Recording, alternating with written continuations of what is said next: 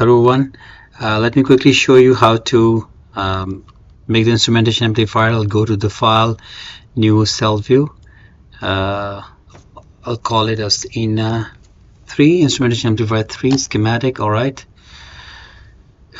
Okay.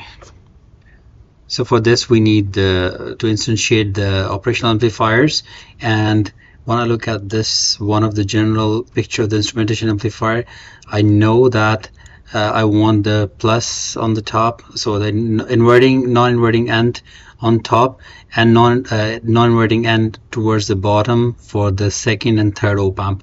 So I'll be flipping it. Well, once I get the first op-amp, I'll set its properties, and then I'll get the second op-amp in inverted form, and so you guys will also learn how to flip it horizontally, and then the same will be pasted here. I'll keep this same configuration. All right. So I'll instantiate in the library AHDL library. I'll get the op-amp. Okay, this is my op-amp. As you see, the plus is on the top, so this is the first op-amp, and the second one will be flipped version. So I'll put this one here. I'll set the properties first. So Q for the properties, I need the gain of 1E6, and then frequency unity gain of 1E8. These are the typical values. You can you leave them in a different number. You just have the gain, and that's also okay. But for me, I want to run specific simulations, so I will need the bias current. I'll just put 1 pico of current, and for R out, I'll just put 1 kilo ohm, right? So these are the properties. Now I can just select it, hit the C key, and once you hit the C key, and then select the operational amplifier, and then to flip it, I'll hit the F3 key. And then you can see that upside down, there's upside down. You see that it is now flipped. Okay, there's the flip version. Okay, I'll put it here. And then the third one will be from here. See, this one should be here somewhere. Let's fit the window. Perfect. So this one is now set. Now let's instantiate the we have the op-amp, bring the analog library, and then bring analog library, and then resistors, because that's what we're looking for, resistors. So we get the first resistance over here. We'll keep on changing their location so that they are equally distributed in a beautiful fashion. So R key for rotation. So I'll rotate it, put it here, and the second one is actually here. This is the feedback resistance, and secondly this one over here, and the feedback resistance, not the feedback resistance, the ground resistance. So this is how it looks like. Let me just expand it a bit, because I know I'll need the expansion in the end. So this one here, so it goes in line with that, a little bit here in the middle. Okay, just trying to expand, nothing fancy. I'll fit it now. Okay, so as we go on, I'll keep on switching their places, expanding them equally. So bring the wire, hit the W key, and bring the wire, connect this resistance with this one, and then this one, and this one should be connected here, and then there should be a feedback resistance. So I'll do it this way. So I'll bring it here, and then here, and then all right, then another resistance, feedback resistance from here. Okay, this needs a little bit more. Okay, and it means this goes down. Okay, now they look symmetrical. Okay, I have another wire from here, go there, another wire from here going there, another wire going to the output side. The feedback resistance, so we'll bring this wire from here to there, and in that case I'll bring it here so that I can move this wire over here. Okay, a little bit here so it looks more symmetrical. Now it looks good. In that case this wire goes here. Okay, I'll bring the wire from here, it goes in here, and then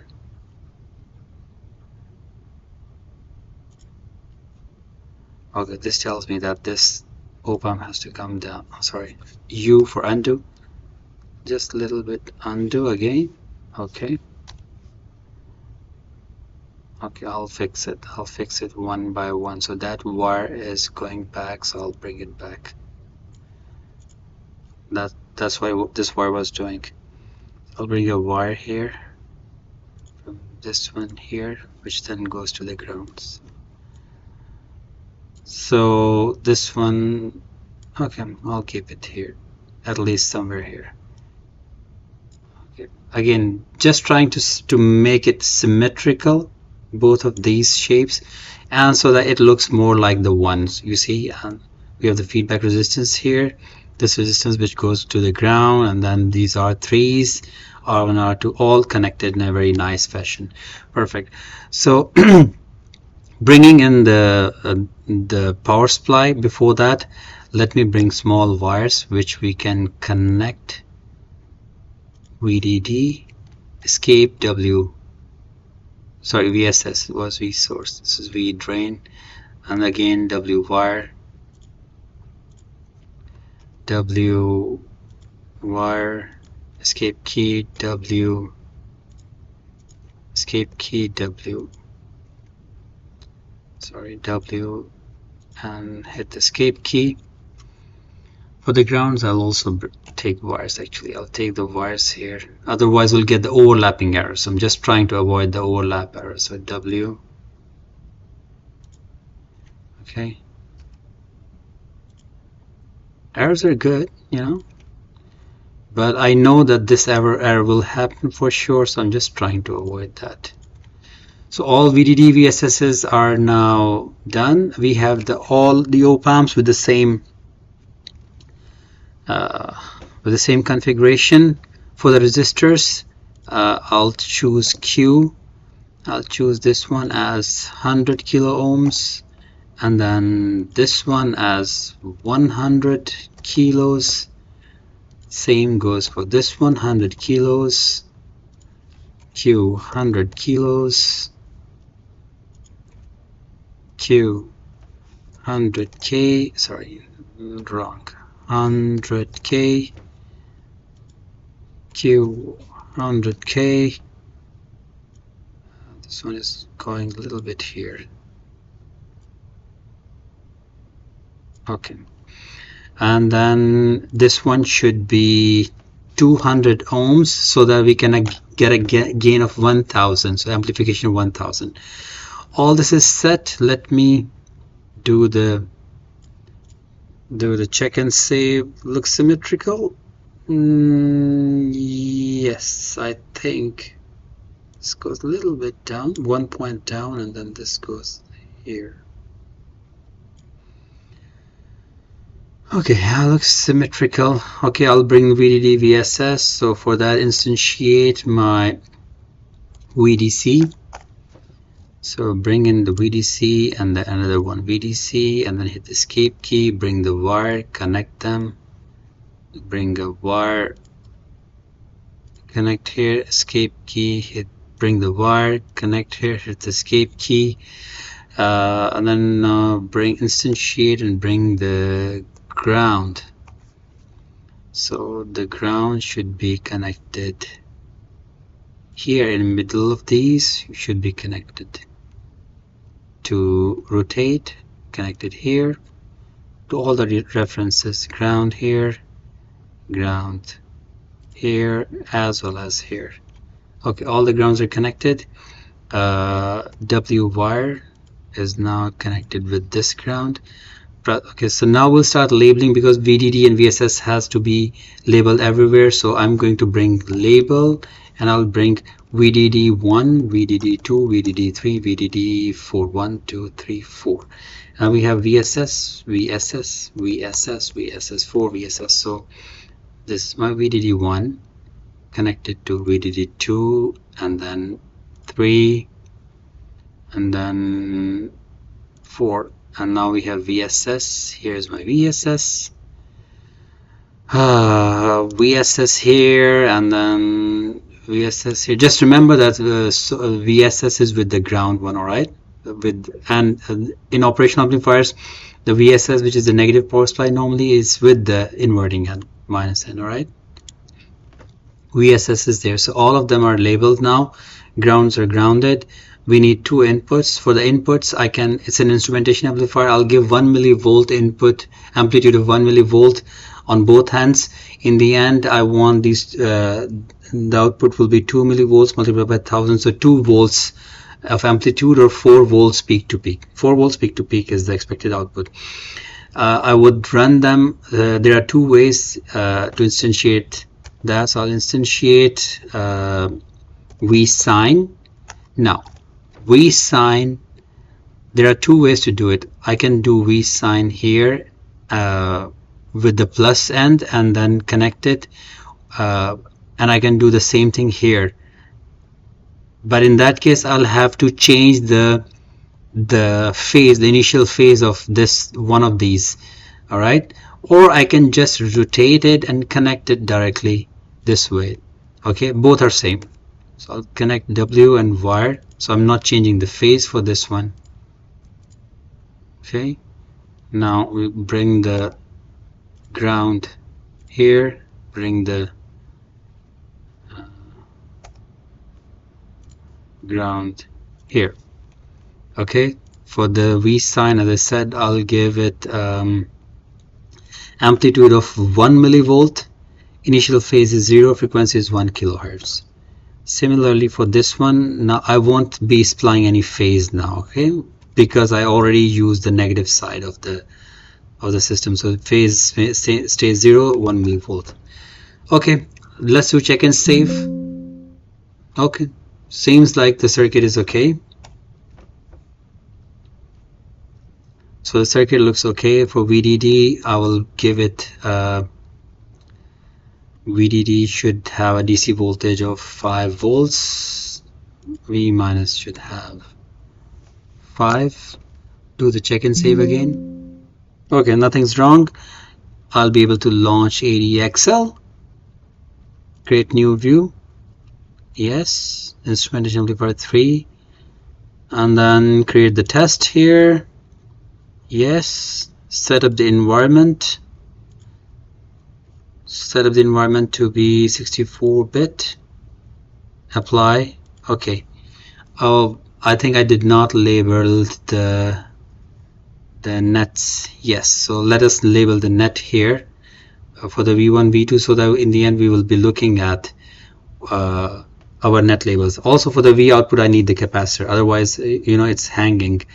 Right now it's not, but otherwise we'll get the floating error. So I'll instantiate first of all the capacitor. Okay, there's one capacitor here, W wire connected here, and then rotate. Here's the ground. So this is the ground. Now net label for that, I need V in 1 and V in 2 and V out. V in 1, that's my net label, V in 2 is my second net label, and V out is my... Okay, let's see, check and save. Okay, no errors, perfect. Go to ADXL. Here's the editor. We'll run the transient simulation for 20 milliseconds. We'll run it conservative, say OK. Go to the selection of the output from design. Take this V1, V in 1, V in 2, and V out. Hit the escape key. See all these three values are there. Yes, perfect. run the simulation. If you ever see the errors like this, just slide it and now run the simulation. Let's wait for the errors if there are any errors or not. Okay, no errors. Just draw 2 volt peak to peak. This is what we are expecting. Yes, we have 2 volts, minus 2 volts, so 2 volts peak to peak, and this is our input wave. To amplify it, just use the right click of the mouse and do this thing. You can do it again. If you don't like the other one, you can just switch it off. So I don't want to see V out. Okay, I'll just switch it off. You see that 1 millivolt, 2 milli, so 1 millivolt is the amplitude, and 2 millivolt peak to peak is the total total amplitude, peak to peak amplitude of this these waves. So perfect, our circuit is working. I think I'll just disconnect one of my videos here, and I'll continue with how to make a symbol with that, so that I have 2 short videos instead of 1 long video. All right, so this is the video 1 in this series. We've done ENA 3, and I will continue from this whole circuit. I'll take it, I'll copy paste it to the new circuit, and we'll introduce the pins and everything. All right, so let me just close this one now.